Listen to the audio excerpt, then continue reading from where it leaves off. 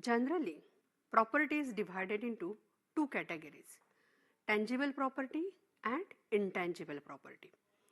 Tangible properties are those properties which have certain defined physical form.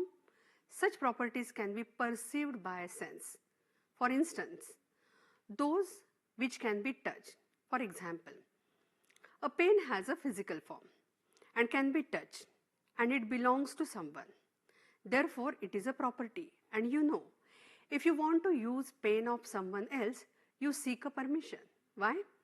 Because the owner of the pen should allow you to use his or her property, a pen, correct? You can relate this example of pen with car, flat or any other property. Without permission, you are not allowed to use a property owned by other.